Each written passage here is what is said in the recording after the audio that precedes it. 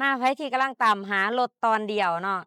คันนี้งามๆเลยมีเข้ามาใหม่เนาะคันนี้เนาะจะเป็น Toyota REVO เด้อเป็นรถตอนเดียวเนาะเหมาะสำหรับใช้เวียกใช้งานหรือว่าเอาไปดำเนินธุรกิจเนาะไปขนเครื่องขนของได้สะดวกสบายเลยและที่สำคัญคันนี้จะเป็นเกียร์กับpush 6สปีดเนาะจัก2.8เท่านั้นประหยัดน้ำมันสุดๆเลยเนาะคันนี้เนาะเป็น 4 Win เด้อทุกคนเด้อเป็น 4 Win เนาะย้ำว่าเป็น 4 Win โคตรใช้เวียกใช้งานได้สะดวกสบายแรงคันนี้เนาะ ใครตามหาอยู่ฝากมาจับมาจองเอาเด้อมีคันเดียวเข้ามาใหม่ในหมู่บ้านนี้เนาะโฉมหน้าใหม่โฉมหน้างามๆเลยเนาะนี่มีไตรดอก LED ให้ครบสุดเบิดทุกอย่างพวกยางพวกหยังใหม่ๆให้เบิดเด้อใส่แม็กตอกแม็กแต่งให้งามๆบันดอกบันไดให้จบๆแบบนี้เลยเดี๋ยวเฮาจะพาทุกคนไปเบิ่งและรับชมกันเลยไป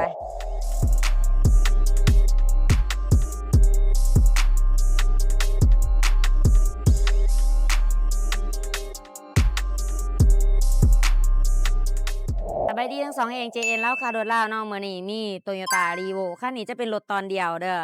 รถประตูเดียวเนาะที่ว่าพวกใส่เวียกใส่งานเอาไปใส่โครงก่อโครงการหรือว่าขนเครื่องขนของดำเนินธุรกิจได้สะดวกสบายเลยเนาะคันนี้เนาะเป็นเกียร์กระปุก6สปีดเด้อมี4 Win ให้นำพร้อมเนาะ4คูณ4สะดวกสบายเลยโฉมหน้าหล่อๆเท่ๆเลยเนาะตาฟืนตาไฟแจ่งๆแจ่มๆมีบันไดมีคันโซลท้ายให้เรียบร้อยแบบนี้เนาะคือออฟโรดเลยเนาะโคตรงามแรงเลยบันไดหยอกบันไดเหยียบมันงามๆเลย สำหรับราคาของมันก็686,000,000กีบเนาะเอิ้นเป็นเงินกีบจ่ายสดจ่ายผ่อนได้เป็นเดือนเป็นปีได้เนาะปีของรถคันนี้แม่นปี2021นำใช้22เด้อได้ใบงามแรงเนาะคันนี้เนาะติดต่อมาได้ที่เบอร์9339 679หรือ2ทางแฟนเพจ JN ลาวค่ะโดยลาวมาเบิ่งข้างในนำกันเลยเนาะข้างในกว้างๆเด้อหุ้มห่อเบาะหนังสีดำให้เรียบร้อยมาจากโรงงานเลยเนาะโคตรใหม่แรงเด้อพู้นเทิงเพดอกเทิงเพดานอิหยังเนาะสะอาดสะอ้างสูบอิหยังก็ยังบ่ทันได้จีกเลยหยังเลยเนาะ งามๆแฮงใส่รักษาอย่างดีเลยเนาะทั้งขอบข้างหุ้มห่อให้เบิดทุกอย่างเนาะมีลำโพงให้เด้อทั้งเทิงรุมทั้งเทิงเนาะเสียงดังฟังทุ่มแน่นอนเด้อทุกคนเด้อรถนี่แม่นเดิมๆเลยเนาะบ่ต่ำบ่เปลี่ยนเลยเนาะโอ้ยติดบ่ออกเด้อทุกคนเด้อมีแต่มาเบิ่งมาเช็กเอาโลดเนาะรถเดิมรับประกันให้เนาะพวงมาลัยจะเป็นพวงมาลัยธรรมดาเด้อคันนี้เนาะแล้วมีหน้าปอกหน้าปัดให้แจ้งๆแจ่มๆแบบนี้เนาะเดี๋ยวพาขึ้นมานั่งเทิงๆนำกันเลยนี่เทิงๆเฮาส่องออกช่องแอร์สามารถ ปรับได้สะดวกสบายเนาะมักเย็นไปหาทางไผผู้ใดเราก็ปรับได้เลยและบ่อนนี้ก็จะเป็นบ่อนเบิ่งโมงเบิ่งเวลาสะดวกสบายเนาะมีหน้าจอใหญ่ๆให้สามารถสัมผัสได้เด้อนี่เนาะสัมผัสได้สะดวกสบายเปลี่ยนภาษากดปุ่มทางข้างนี่ได้เบิดเลยเนาะจะมี4 Win เด้อค่ะนี่เนาะมี4 Win สำหรับระบบแอร์ของเราเปิดปิดได้สะดวกสบายมักเย็นแรงเย็นคอยเนาะนี่เนาะตัวนี้เด้อระบบแอร์เนาะนี่เนาะมักเย็นแรงเย็นคอยเปิดปิดได้ตามระดับนี้เลย นี่บ่นี้ก็จะเป็นการปรับอุณหภูมิเนาะและนี่จะเป็นเกียร์กระปุก6สปีดเด้อนี่เนาะสะดวกสบายเลยตะบะหลอกตะบะโลเฮางามๆเลยเนาะใหม่ๆสะอาดสะอ้างเบิดทุกอย่างเลยภายในภายทั้งหลังมันนี่เนาะสำหรับทั้งหลังมันก็สิเป็น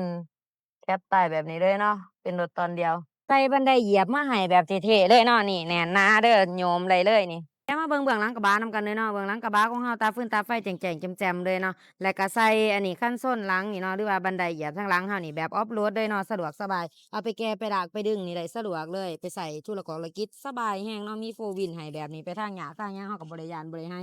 บ่ได้ห่วงหยังเลยเนาะหายห่วงโดดใครมาเบิ่งอันนี้ McLaren นำกันบัดนี้ McLaren จะยาวๆกว้างๆเด้อเพราะว่าใส่เวียกใส่งานแก้เครื่องแก้ของได้สบาย เดิมๆเนาะมีห้อยขีดขวดตามการใช้งานเด้อทุกคนเด้อและหัวน็อตของเราก็อยู่ครบทุกจุดทุกเม็ดเบิดเลยข้างนี้ก็เช่นเดียวกันเนาะทุกคนเนาะนี่อยู่ครบเบิดเด้อมาเบิ่งได้กะลิกระแจยางสกกัวเรามีให้ครบทุกอย่างเลยเนาะมาเบิ่งของเจ้าของเครื่องนำกันเลยจักดีเย็นสงล่างแหน่จักบ่ฮ้อบ่ซึมบ่เป็นไอบ่เป็นควันอีกเนาะนี่เด้บ่มีควันอิหยังโดดใดหม้อฟืนหม้อไฟเราใหม่ๆแจ่มๆเลยเนาะ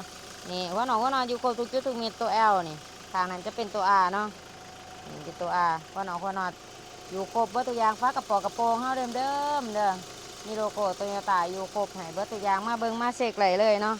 ฝากไว้เตือนทุกท่านเด้อกับรถคันนี้เนาะ Toyota REVO ตอนเดียวเนาะหรือว่าประตูเดียวเด้อสามารถใช้แบบนี้สามารถเอาไปขนเครื่องขนของได้สะดวกสบายเลยเนาะเอาไปใช้ธุรกิจหรือว่าไปใช้ในการค้าการขายสะดวกสบายเลยคันนี้เนาะเป็นเกียร์กระปุก6สปีดมี4 Win ให้นำพร้อมสะดวกสบายจัก2.8ประหยัดน้ำมันอีกเนาะ สีป่อนโคตรงามแห้งโฉมหน้าใหม่เท่ๆงามๆแบบนี้เลยเนาะตาฟืนตาไฟเฮาแจ่งๆแจ่มๆใสๆเลยสำหรับราคาคันนี้ก็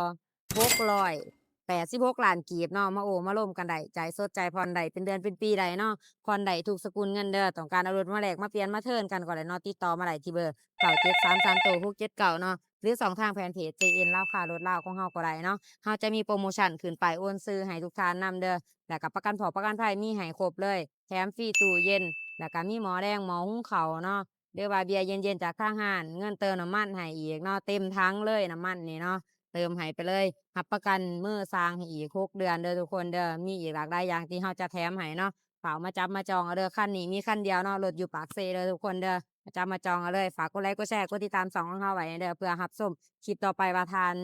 สนใจรถคันใดอิหยังก็สามารถเข้ามาเลือนเบิ่งในช่องของเราได้ JN แล้วค่ะโดยลาวเนาะขอขอบใจทุกคนที่รับชมบ๊ายบาย